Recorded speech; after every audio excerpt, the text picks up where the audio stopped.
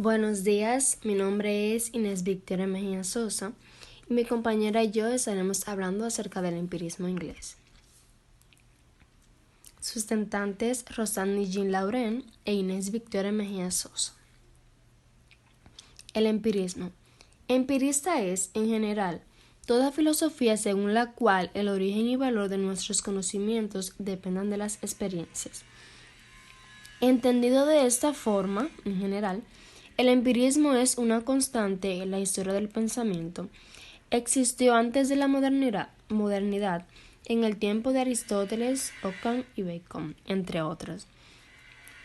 El llamado empirismo inglés se desarrolla a finales del siglo XVII y sobre todo en el siglo XVIII, en Gran Bretaña, país donde la burguesía, ayudada por la nobleza, instaura una monarquía parlamentaria a diferencia de las monarquías absolutas existentes en la Europa continental.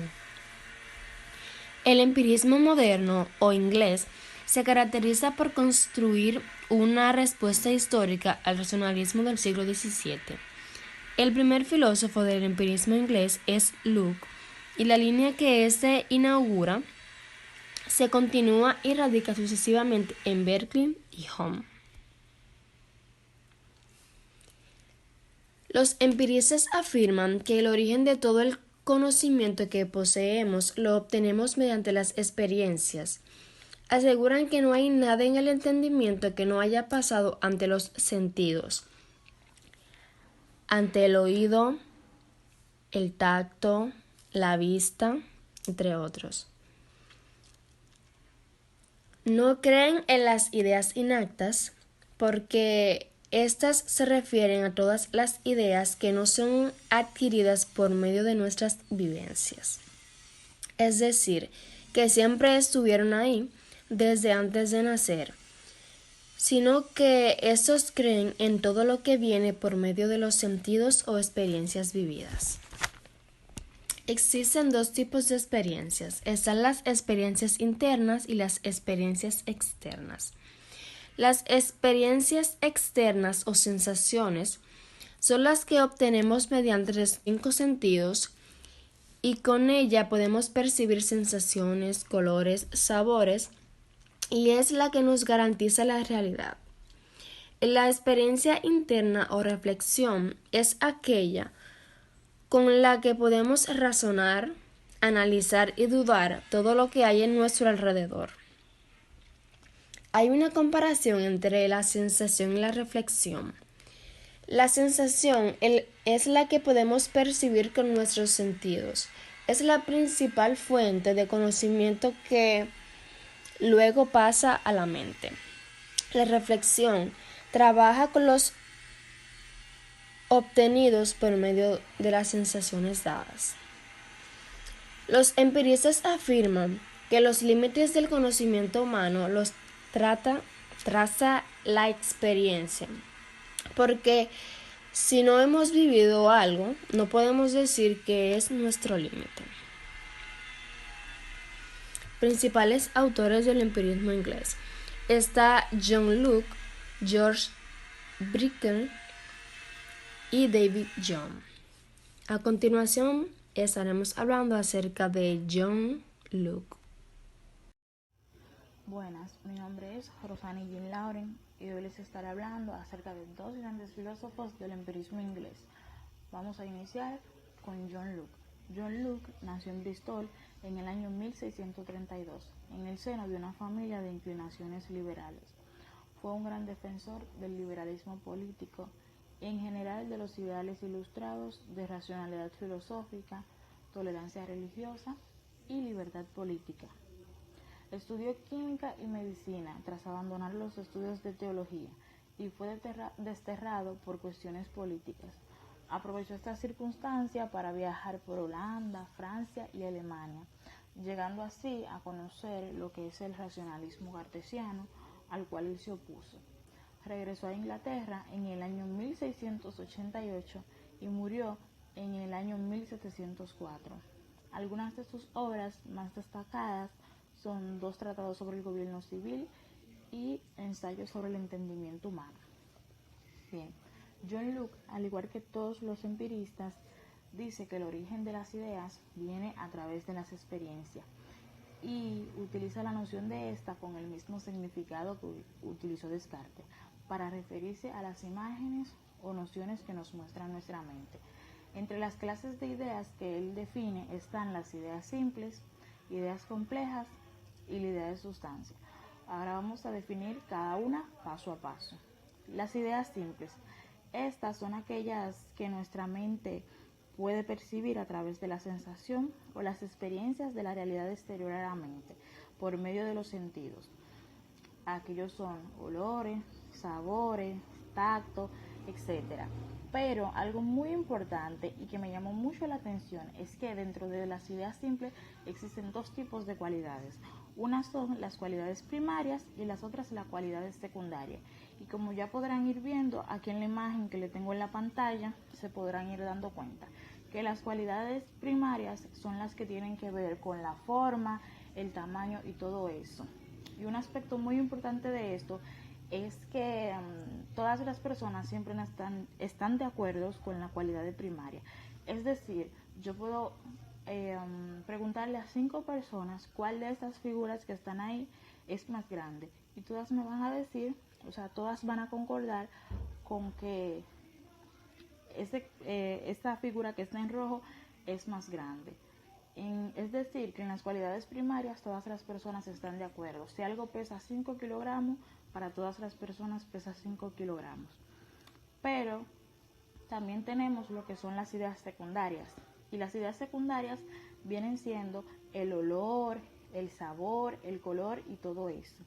Dentro de esas ideas, como nos están ilustrando las imágenes, aquí las personas están un poco en desacuerdo. ¿Por qué lo digo? Porque si nos fijamos, tenemos a 2 niños, cada quien se está comiendo una naranja. El niño de la imagen número 1 está comiendo la misma naranja que el de la imagen número 2, pero cada quien tiene una percepción distinta. Para uno la manzana sabe dulce y rica, mientras que para el otro la manzana sabe ácida. Y estas son las cualidades de las ideas simples. Las ideas complejas. Bueno, estas ideas que forman nuestro entendimiento y están combinadas por ideas simples. Luke distinguió dentro de estas ideas 3 clases de ideas complejas, las cuales son sustancia. En esta podemos ver un ejemplo como la mujer, la pera, etcétera, y ahí les puso una imagen de una pera. Esto quiere decir que la pera es una sustancia. En la idea de modo, estas vienen siendo las propiedades o modificaciones de las cosas. Por ejemplo, una mujer es grande, esta mujer es pequeña, y como vemos en la imagen, podemos decir, este pato es grande, este pato es pequeño, y así sucesivamente. Todo eso trata de modo. Mientras que las relaciones, como su nombre lo indica, esta tiene que ver con lo que se relacionan las cosas. Por ejemplo, María es hija de Perla, y cosas así. Y ya como vemos en la imagen, una madre y una hija. Estas son las ideas de relación. Y la idea de la sustancia, que es la última, pero no menos importante. En esta, Luke afirmó que es una idea compleja porque está rodeada de ideas simples. Y puso un ejemplo que es de una manzana. Y como ya sabemos, le había explicado anteriormente que la pera es una sustancia. Por ende, la manzana también viene siendo una sustancia. ¿Y qué es lo que podemos conocer de la manzana? Pues de la manzana conocemos el olor, el sabor, el color y todo eso. Pero eso simplemente son cualidades de las ideas simples, como le había dicho anteriormente. Por ende, simplemente conocemos y podemos decir el olor de la manzana, el color de la manzana y cosas así. Entonces, dentro de eso podríamos decir y podríamos preguntarnos ¿cuál es el problema de la sustancia? Pues el problema de la sustancia te lo voy a explicar ahora mismo. Y es que, como ya le había dicho, la sustancia es algo que no podemos conocer. ¿Cómo así? No la podemos conocer porque Luke, mediante sus análisis, se puso, digamos que, a investigar y llegó a la conclusión de que lo único que podemos conocer de la sustancia son sus cualidades, tanto primarias como secundarias. Más la sustancia no la podemos conocer en sí. vemos la manzana, pero no sabemos de qué está compuesta. Entonces, no podemos decir, ¿cómo les diría? No podemos decir de dónde vienen las manzanas y cosas así. Sí sabemos que viene de un árbol, obviamente, porque todas las frutas crecen en un árbol, pero no podemos decir de dónde viene. Más bien podemos definir sus cualidades, su forma y tamaño, pero no de dónde viene la manzana. Y esto llega a la conclusión, o sea, llevó a Luke a la conclusión de que el límite del conocimiento humano es la experiencia. O sea, que no podemos ir más allá de la experiencia, no podemos ir más allá de lo que vemos y tampoco podemos ir más allá de las cosas que nos han sucedido, que hemos experimentado. Con esto quiero decir que no conocemos el futuro, que simplemente conocemos las cosas que nos están pasando ahora mismo, y con esto de la sustancia, que no conocemos la sustancia, y como el mismo Luke lo afirmó, que la sustancia es un no sé qué, simplemente conocemos sus cualidades.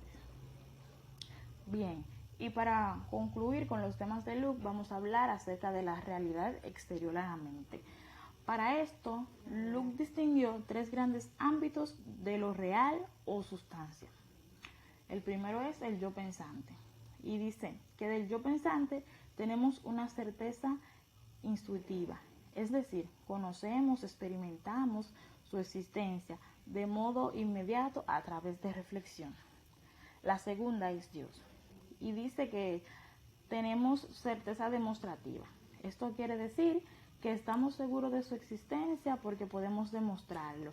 Y en un mismo ejemplo que puso, que con el principio de la causalidad que utilizó el mismo Tomás de Aquino, Luke también llegó a demostrar que Dios es la causa primera de nuestra existencia. Es decir, que Dios, podríamos decir que Él existe porque lo podemos demostrar. Y por último, los cuerpos materiales, que de esto tenemos certeza sensitiva. Es decir, las sensaciones que estas nos causan son pruebas suficientes de que existen. Explicado de mejor manera, que gracias a las sensaciones que tenemos del cuerpo material, podemos decir que ésta existe. Ahora bien,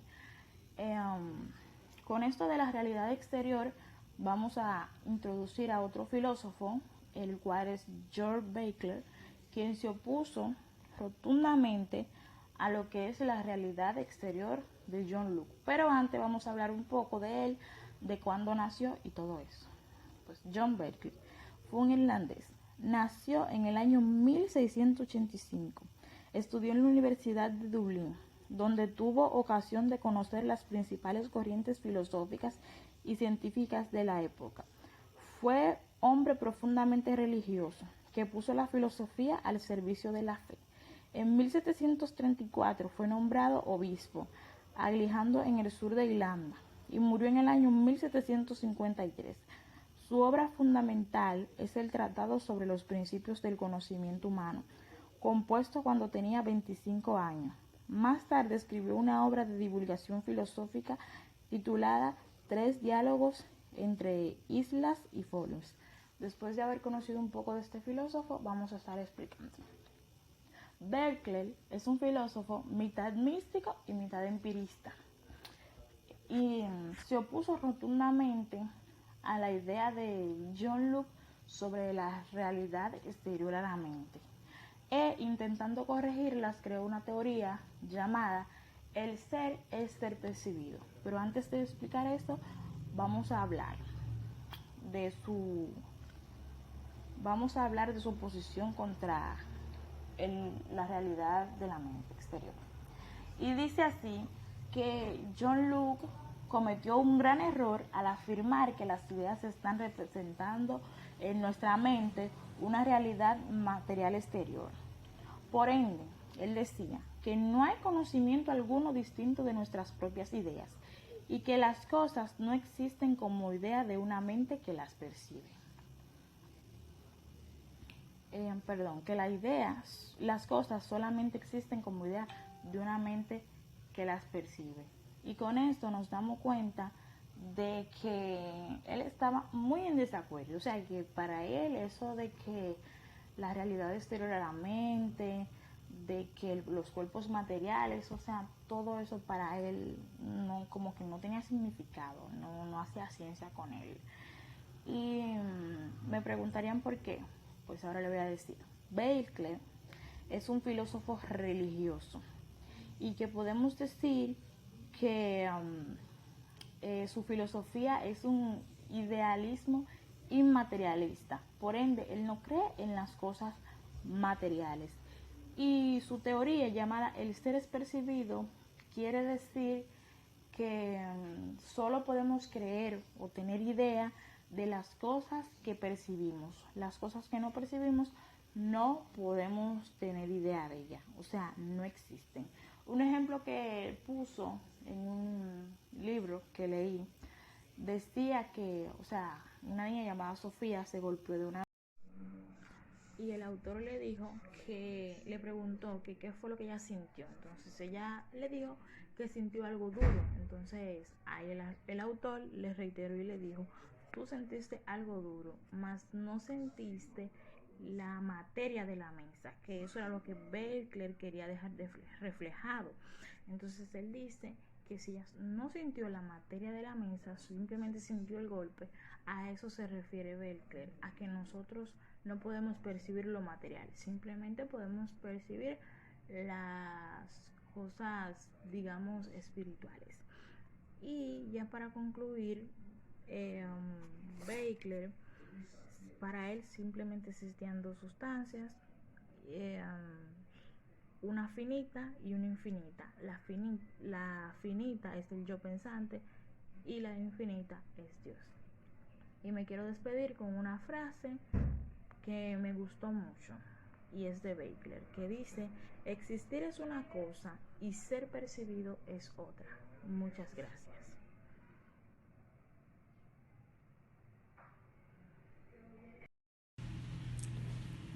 David Hume nació en Edimburgo en el 1711. Después de estudiar en la universidad de su ciudad natal, se trasladó a Francia, donde se instaló en el colegio de Fléchet, donde estudió Descartes. El propósito básico de la filosofía de Hume, por un lado, era construirse atendiéndose a los hechos, y por el otro era unificar todas las ciencias a partir de los fundamentos principales de una ciencia: la ciencia de la naturaleza humana o ciencia del hombre, la que hoy conocemos como antropología. Impresiones e ideas. Locke utilizó el mismo término de idea que Descartes. Con esta se refería a todas las imágenes que hay en nuestra mente acerca de las cosas. Hume, para referirse a una de las clases de percepciones que posee nuestra mente, emplea el término idea. Lo que percibe nuestra mente puede ser de dos tipos: impresiones e ideas. Las impresiones son percepciones que afectan con más intensidad a nuestra mente. Existen impresiones de la sensación, las percepciones de colores, sabores y forma de los objetos que muestran ante nuestros sentidos. Están también las impresiones de reflexión. Tenemos la percepción de emociones, deseos y sentimientos, los cuales actúan en el interior de la mente, y esos pueden ser simples o compuestos. Las ideas son copias o huellas que nuestra mente van dejando, las cuales acerca de las cosas pasadas. Las ideas son percepciones menos intensos que las impresiones. Estos también pueden ser ideas simples o ideas complejas.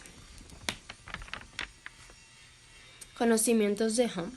Para Hume, todo nuestro conocimiento viene de nuestras experiencias vividas.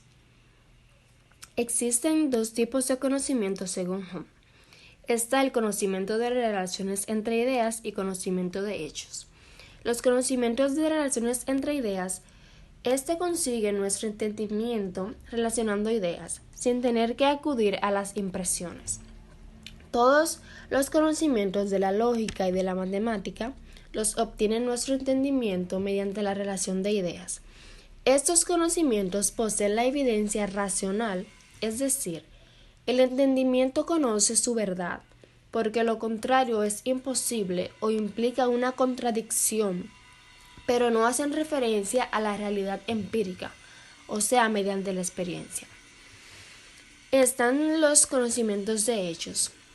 Es el conocimiento que obtenemos de la realidad a través de las impresiones, es decir, a través de las experiencias. Estos conocimientos carecen de evidencia racional, pues aunque tenemos seguros por experiencia de lo afirmado en ellos, siempre nuestro entendimiento puede concebir lo contrario, su contradicción.